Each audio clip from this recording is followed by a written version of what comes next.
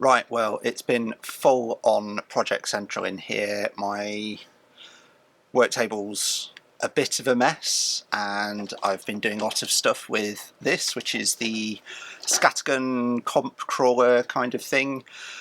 But it's not about this today, even though there will be a video on this one. It's about this little guy. So luckily for me, it was my birthday, just coming out of lockdown, which was really cool, and my wife was amazing and bought me one of these mini crawlers. Now, I had an FTX mini crawler and it was all right, but the CV shafts would bind constantly and it made a horrible noise, and it was more toy grade. Now, I know a lot of people use them and they think they're great, and if you think they're great and you get on with them, enjoy, but I just did not get on with it at all. But this is the Axial SCX24, which is, well, this version is the deadbolt version. Now, the reason why I went for the deadbolt version was they've shifted the skid forwards, so you've got long rear links and short front links, which means that for the kind of breakovers and driving that I do with this, it translates to this. Now, the strange thing is, I've just picked this up, and this is probably the lightest rig I own. It's about 2.5 kilos, or in American money, just under £5. And then you pick up one of these, and they weigh nothing. And they're great fun.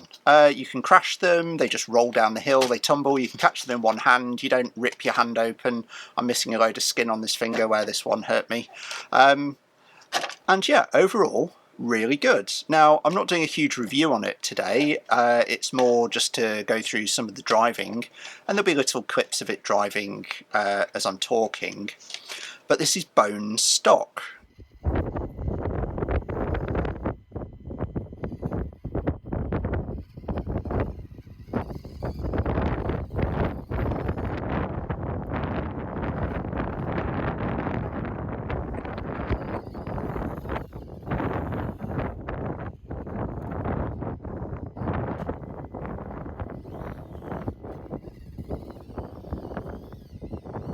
Now, one slight change to it I did make was I've put a bit of grease in the shocks, but that was after I've been driving it today.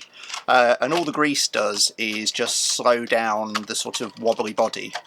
Now, the springs are a little bit wobbly still, so I think I might put a bit more grease in there to try and slow them down a bit more.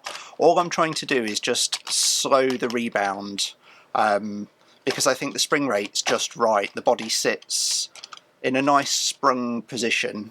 I am printing some mods for this, and I am going to go absolutely crazy with it. And if I get to 1,000 subscribers relatively soon, let's say in the next couple of months, then I will buy a brushless ESC and go full outrunner with this.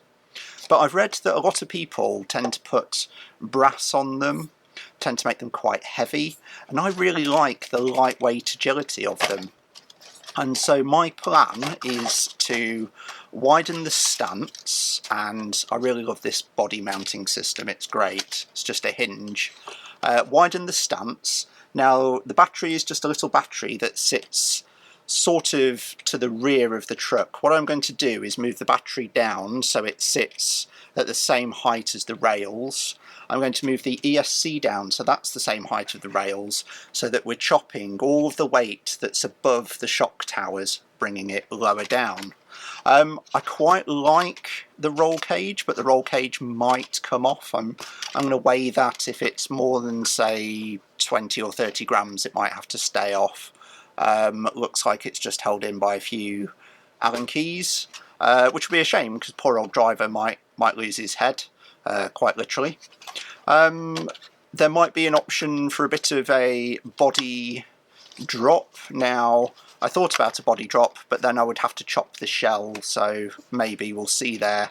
I've printed some high clearance links. They're going to go on there, so essentially it's going to be about not adding weight, lowering the centre of gravity, might do tyres, I'm not sure, certainly a wider stance, but mostly relatively relatively cheap, relatively easy to do mods without going nuts with all the brass and the hot racing stuff that people get straight away.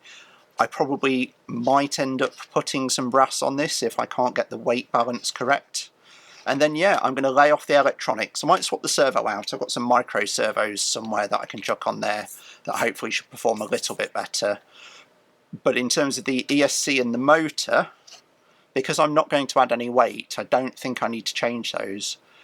But I'm really tempted to put a brushless outrunner on it. So, as I say, if I hit that 1,000 subs before, let's say before the end of May, this is getting a brushless outrunner. Other than that, yeah, let's have a look at some footage of me driving it, and I hope you're having a great time now that lockdown's over. I certainly am, and my new job's keeping me quite busy, so I'll probably start doing a few live streams just so that some content's coming out.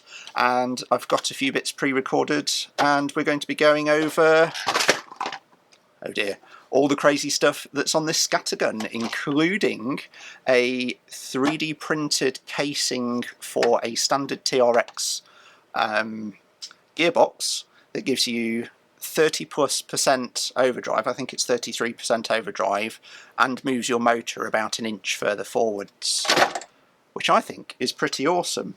This thing is pulling some amazing lines. This thing performed way better than I thought it could, but I definitely need to slow down that body roll because the body transfer had me over a few times.